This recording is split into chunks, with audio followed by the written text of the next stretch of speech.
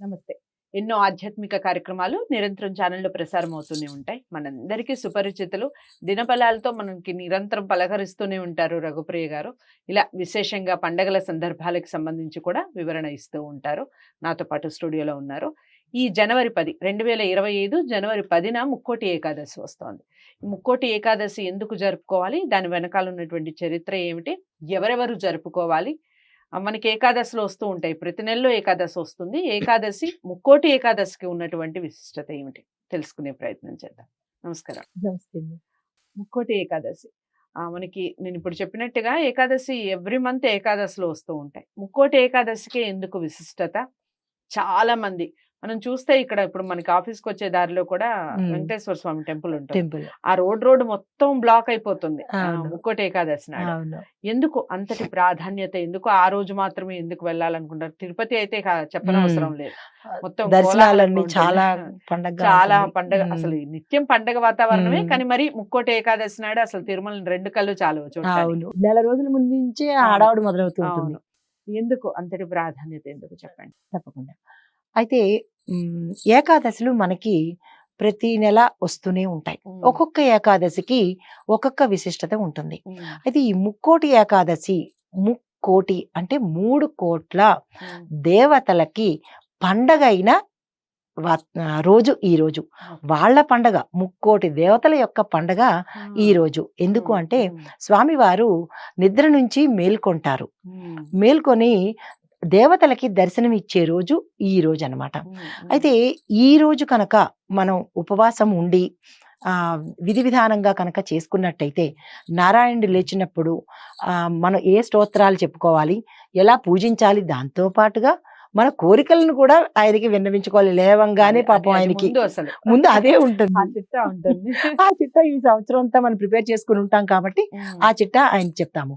అయితే మామూలుగా చెప్పుకున్నట్టయితే కనుక దీనికి ఒక చిన్న కథ ఉంది. చెప్పండి. ఏంటంటే ఈ స్వామివారు నిద్రపోతున్నప్పుడు ఆ గుహలోని ఇంకా ఆయన నిద్ర నుంచి మేల్కొంటున్నాడు అనుకున్న సమయంలో 2 రాక్షసులు వస్తారు. వచ్చి ఆ ఆయనని నిద్ర లేపడానికి ప్రయత్నం చేస్తారు. అందులో ఒక రాక్షసుడు వెనక్కి వెళ్ళిపోతాడు.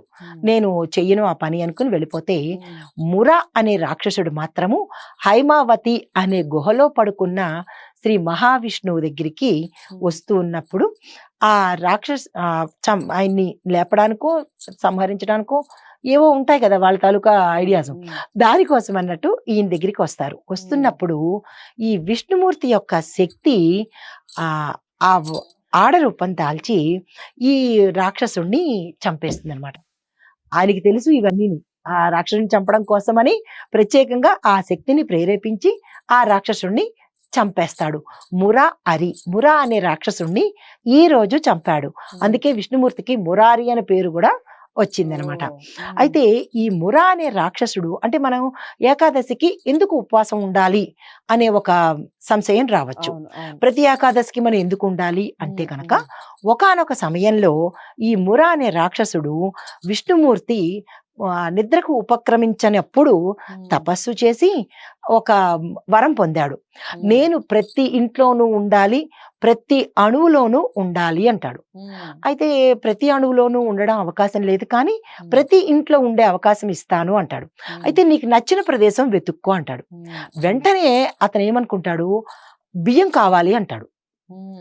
అనగానే తదాస్తు అని ఇచ్చేస్తాడు. ఆ ఇచ్చిన వరం ఏంటంటే బియ్యంలో ఉంటాడనమాట. ప్రతి ఇంట్లోనూ కూడా బియ్యంలో అంటే ధాన్యం ఎక్కడైతే ఉంటుందో అక్కడ ఈ మురా అనే రాక్షసుడు ఉంటాడనమాట.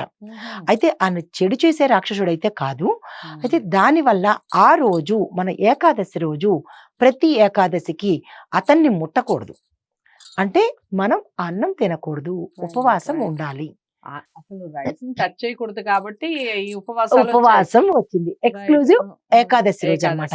ఆయనకి విష్ణుమూర్తికి ప్రీతి అయిన రోజు కాబట్టి ఆ రోజు ఈ బియ్యంలో దాక్కున్న ఈ మురా అనే రాక్షసుని మనం ఉపయోగించకూడదు అన్న ఒక పురాణ గాథ అయితే కనుక మామూలుగా చెప్పదలుచుకుంటే అంటే మన ప్రాపంచికంగా లౌకికంగా చెప్పదలుచుకుంటే కనుక ప్రతి మాసంలోకి మనలో హార్మోన్స్ చేంజ్ అవుతుంటాయి.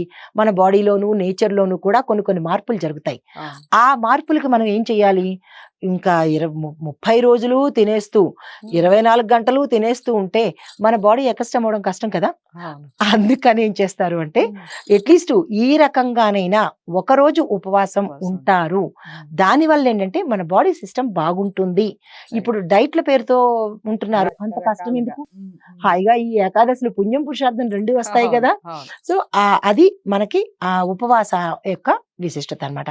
అసలు ఉపవాసం అంటే ఏంటంటే ఉప అంటే దగ్గరగా, దేవుడికి దగ్గరగా, వాసము అంటే ఉండడము అని అర్థం అనమాట. సో ఇన్ని కలిసి ఉంటాయి ఉపవాసంలో. ప్రత్యేకించి ముక్కోటి ఏకాదశి రోజు ఈ రాక్షసులు ఇద్దరు అని చెప్పాను కదా, వాళ్ళు ఉత్తర ద్వారం నుంచి వస్తుంటే స్వామి దక్షిణ ద్వారం నుంచి వస్తుంటే స్వామి ఉత్తర ద్వారం నుంచి బయటకు వస్తూ ఉంటాడు అనమాట.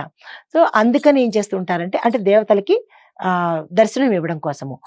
దేవతలకి ఇంకొక ప్రత్యేకమైన విశేషం ఏంటంటే ఈ ఉత్తరాయణము దేవతలకి పగల కాలము, రాక్షసులకి రాత్రి కాలము.